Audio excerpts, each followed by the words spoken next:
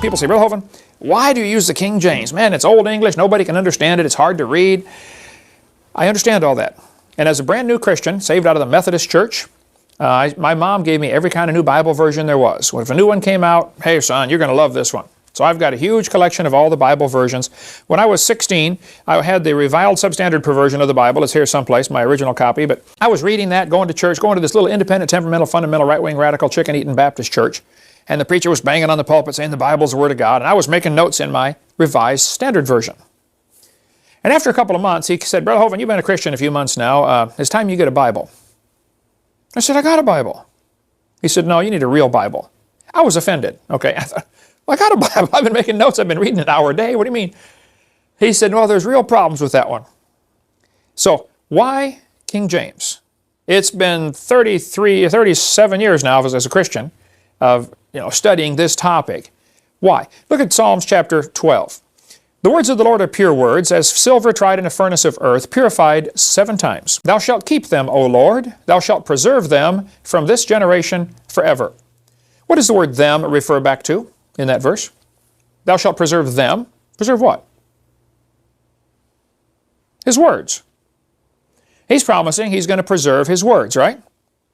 How about NIV? The words of the Lord are flawless, like silver purified in a furnace of clay, purified 7 times. O Lord, you will keep us safe and protect us from such people forever. Is that saying the same thing? I mean, I was born at night, but it wasn't last night. It looks to me like somebody's wrong about this one. Okay? What does this mean? To keep us from such people. What people is it talking about? There are very serious differences between these Bible versions. We've got a book. I don't know if I have it here. It's in our library. The guy sent it to me. It took me 6 months to figure out what the title said. I read it. I said, what? Went on to something else. Every time I look at the book, I said, what is this? The title was, Things That Are Different Are Not the Same. I thought, well, duh. Why would you title a book like that? Things that are different are not the same. And then I thought, wow, these Bible versions are definitely different. So you can't say they're the same. As far as I understand it, 151 English translations of the Bible right now available.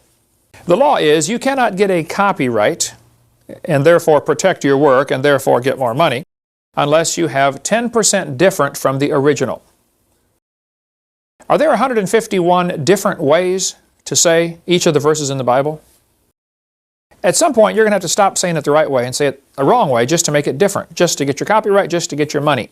Love of money, root of all evil. Here's a quick story. We can take an hour on this one, but right after the time of Christ, the disciples were writing their books and they were being persecuted and spreading out, and people were copying these letters and copying the Gospels and spreading them out. Persecution hit the church and they spread out everywhere. And for the next 1,000 years, it was horrible persecution against the church. And if they caught the heretics, the Christians, they would burn them at the stake and burn their Bibles. Well, people were spreading the Word of God around, making all kinds of copies. It takes about 10 months to write out a copy of the Bible using a pen. Now, you don't even have a good ink pen. You got a feather and you got to keep dipping it in the ink. And keep cutting a new point on it. You don't even have a good ink pen, nor do you have good paper to write on. Lumpy parchment, stuff like that, or leather. But anyway, with all the obstacles they had, plus, being persecuted, it took about 10 months to handwrite a copy of the Bible. Well, they're making all these copies. By the time you get to 15 and 1600s, persecution lets up. And so people decided to collect the Bible copies together from all over the world and compare them and put it into English. Now keep in mind, some of these copies of the Bible had not seen each other in 1,000 years. There might have been people in France that were copying the Bible, and people in Africa copying the Bible, and people in China copying the Bible. And you can only use a book so long and it wears out. I've got, I don't know how many, absolutely worn out Bibles. Okay, I think I have probably 5 or 6 that I've just they're shot, okay? If you're a book that's in active use is going to have a limited life. And let's just pick a number and say if you were really careful with your scrolls, I mean treat it real carefully, you might make a scroll last 300 years and still use it every day. Just for illustration. Well, so in 300 years, your original is worn out, it's trash, it's junk, you throw it away because you now have, 800 copies of this thing, or a certain large number of copies. Then you take those copies and make copies. And after maybe 1,000 years, you might be on your 4th or 5th generation from the original, but that's perfectly fine, it doesn't matter, as long as the copying process was accurate. And a good way to check that copying process and see was it accurate is after each of these, the French ones and the German ones and the English ones and the Chinese ones, each go 5 generations. Now let's get the 5th generation and compare them all and see how accurate they are. And that's what happened in the 15 and 1600s. They got all these scrolls together, found 5,000 copies of the Bible that survived the persecution, and they were identical in everything except spelling. People's names, Peter and Pedro, stuff like that had changed. So they said, man, God truly preserved His Word. This is it. This is word for word exactly. He preserved it. So, meanwhile, down in Egypt, there was a group of folks, sort of like Jehovah's Witnesses. I've got the Jehovah's Witness Bible here. They were a cult. They came to be known as the Alexandrians. The Alexandrians did not believe in the deity of Christ. They didn't believe in the bodily resurrection. They didn't believe in a lot of Christian things, kind of like Jehovah's Witnesses today. So they made their own copy of the Bible, changing things they didn't like. They made about 6,000 changes. The primary guy in this cult was a guy named Origen. He was the leader of this cult in late 2nd century, 3rd century. The only mention of Alexandria in the Bible is when they were disputing with Stephen, arguing with the real Christians. And if you trust the principle of first mention, which I think is very important, then that'll be important to you. They say, wow, the only mention of these folks is bad. And so anything out of Alexandria, anything out of Egypt, period, in the Bible seems to be bad, But Origen started this, or was the primary guy in this cult. They made copies of their Bible also, with their changes in it. And some of them survived. 350 AD, several copies were made, and 3 of those still survive today. One was found in the Vatican Library, and it's called Vaticanus. One was found in Alexandria, Egypt, and it's called Alexandrus in the Latin. And one was found in Sinai Peninsula in a monastery. There's this old monastery at the foot of this mountain that some pharaoh or some princess said, that's Mount Sinai, and it's not Mount Sinai, by the way. She said, oh, that's Mount Sinai. Okay, yes, ma'am. And so they still call it Mount Sinai. There's still a monastery there. It's not in Sinai Peninsula. It's in Arabia. Read Galatians 4. But they're in this trash can in this old monastery. This guy was visiting. He said, what's this old scroll? He said, oh, we don't know. It's been in there for years. He pulled it out. It was a copy of the Bible, if you can call it that, from 380 or 350 AD. And so that one's called Sinaiticus. Well, these 3 scrolls do not agree with each other on anything, nor do they agree with the real Bible. Okay, they're all different. The Catholics, or the monks, translated these 3 ancient scrolls into Latin centuries ago, and it became known as the Latin Vulgate. Vulgate for vulgar means the common language, okay? Then the Catholic, by the way, the Latin Vulgate was a really good translation of a bad book. Then the Catholics came along in 1582 and translated the Latin Vulgate into English with the Douay Confraternity or the Douay-Rheims version of the Bible. And that was a really good translation of a bad book. Then 2 guys named Westcott and Hort came along. I've got their book here someplace on the table. Westcott and Hort came along, and they were going to make a new, here we go, the Westcott-Hort Only Controversy. A little bitty booklet about, if you want to study this, just $2 from our ministry. Westcott and Hort were 2 Greek scholars. I don't know if they were even Christian or not. They probably claimed that they were, like a lot of people do. But they took these 3 old ancient manuscripts. They didn't agree with each other, but their thinking was, these are older, therefore they are better. Well, I'll go along with the older part. I'll agree with that, but that doesn't mean they're better. But they synthesized them into one new Greek manuscript and sold it to the world in 1875 and said, we have the oldest and best manuscripts available now for you to translate. And they got the oldest ones all right. The oldest ones that survived is all. Doesn't mean better. Then people started taking their Westcott and Hort version and translating it into English. First one done, 1881, as the Revised Standard, then the American Standard, the Revised Standard, the revised version first, then the Jehovah's Witness Bible, the New World Translation done in 1950. This was a good translation, fairly good translation of a bad book. Then the New American Standard, the NIV, the Good News, the Amplified, the Living Bible, all of those, and I have a lot of them. Here's the New American Standard.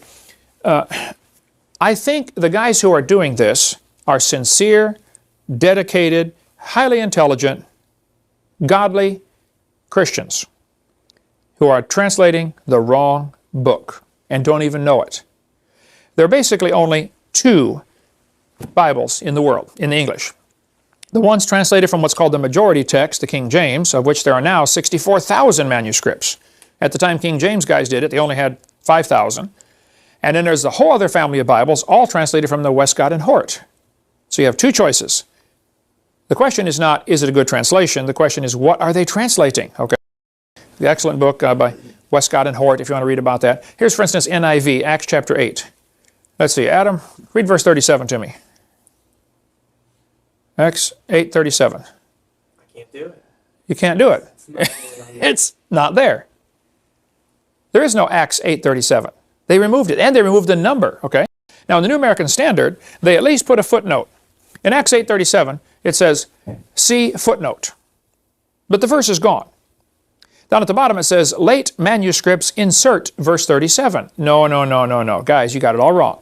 Those supposed early manuscripts you're going on are the ones that took it out. It wasn't that the later guys inserted it, it's that the earlier guys took one out, that's all. There are over 200 verses totally missing from the NIV.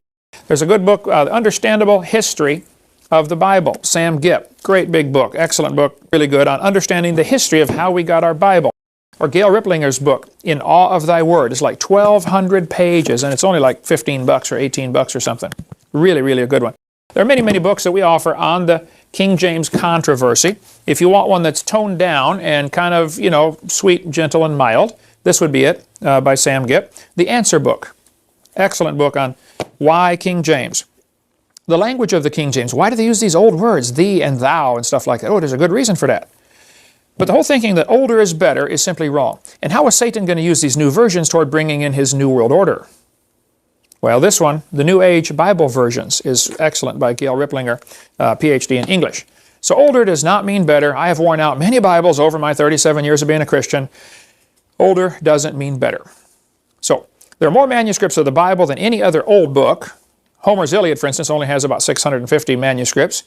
In 1946, they found 24,000 more manuscripts. Then the Dead Sea Scrolls were discovered, and now they have 64,000 manuscripts that support the King James, and 3 complete manuscripts and 46 fragments that support the Alexandrian. Then the Isaiah scroll found in the Dead Sea Scrolls was actually 1,000 years older than the other manuscripts. So there's plenty of good books available on that.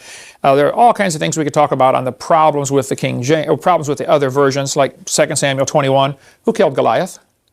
Who killed Goliath? David killed Goliath. 2 Samuel 21 says, Elhanan, the son of his dad, slew the brother of Goliath. NIV says, Elhanan, the son of the same guy, killed Goliath. This is an error, okay? It's wrong. They blew it, all right? They left out verses, and we could scan through some of these. All these verses are left out. There's a list on their website, avpublications.com, of verses that are left out. 200 verses are simply gone. And those that are still in there, many times are changed to something meaning totally different. For instance, Hosea chapter 11, Judah yet ruleth with God. NIV, Judah is unruly against God. Would you say that is saying the same thing? Judah is also unruly against God? It's not saying the same thing. Thy dwelling shall be the fatness of the earth, Genesis 27. That's one of the blessings. Your dwelling shall be away from earth's richness. Away from the fertility of the earth shall be your dwelling. They're saying the opposite, folks. It's not the same. Proverbs 18. A man that hath friends must show himself friendly. What's that mean? If you want to have a lot of friends, then be friendly. NIV. A man of many companions may come to ruin. Are these saying the same thing? Am I missing something here? If you got a lot of friends, you'll be ruined? That's what it says. That's not at all correct. The Bible says in Matthew 7, that narrow is the way, straight is the gate, and narrow the way that leadeth to life, and few there be that find it. Revised Standard says the gate is narrow and the way is hard. Wait, is it hard to go to heaven, or just not many do it? Now they use the these and the thous, and there's a reason for that, and then we'll go on to another subject here. If a word starts with Y, it is plural. Ye, your, etc., okay? If it starts with T, it is singular, and there's an important reason. Nobody in 1611 was walking down the street saying, how art thou today? They weren't using that. But the King James translators wisely chose to use the these and the thous because of the distinction. If I walk into a room and say, you come with me, does that mean one of you or all of you? You can't tell. But if you use thee and thou, you can tell. You can see in John chapter 3 very clearly. Jesus said to Nicodemus, marvel not that I said unto thee, singular, ye must be born again. He changed it to plural. I'm telling you that everybody must be born again. That's a really important distinction.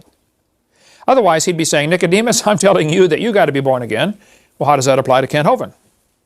It wouldn't apply. The fact is, it's very precise in the King James. So we can talk all day about that. We'll cover more in our college class. I think the whole concept you need to get in your head is God promised He would preserve His Word, so where is it? I would like to hold a copy of it. And after 30-some years, I was slowly dragged kicking and screaming into the King James camp. God preserved His Word in English, and we've got it. A couple of verses really attract my attention because of my speaking on creation all the time. Ephesians chapter 3 and verse 9. King James says, to make all men see what is the mystery, the fellowship of the mystery, which from the beginning of the world hath been hid in God, who created all things by Jesus Christ. There are two important phrases here. It says, from the beginning of the world. That's a definite time. He created things by Jesus Christ. Colossians 1 says the same thing. Jesus created all things. Jesus is God in the flesh. Well, a lot of these new Bible versions come from the Alexandrian, and they did not believe Jesus was God in the flesh. And bookstores, of course, want to sell lots of Bibles, love of money, root of all evil, and they don't want to offend anybody. So, hey, let's sell a Bible version that doesn't offend people. So look what they did with Ephesians 3:9. Which for ages past was kept hidden in God who created all things. Well, they left off Jesus. You don't want to offend people, you know. And they made it ages past instead of from the beginning. Nearly all the new Bible versions have changed it to say ages, ages, ages. And they leave off Jesus in every case, except for the New King James. They left Jesus in there, but they still call it ages past.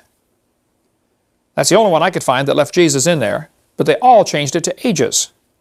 They don't want to get this definite 6-day, young earth creationist because they might offend people and, again, lose money. Now, we could spend hours on the different problems with these verses. The last one that bothers me is it the first day in Genesis 1:5, or is it one day? Every version that I found says one day. King James says the first day. Why would they change it to one day? Well, again, they're trying to allow for the long periods of time. And I don't understand how somebody can read Genesis 1:5 and still believe there's a gap between verse 1 and 2 of any amount of time, more than an hour. The first day. It couldn't be more clear in my mind. If you're tired of the life you're living, if you're taking more than you've been given, if your life seems a little more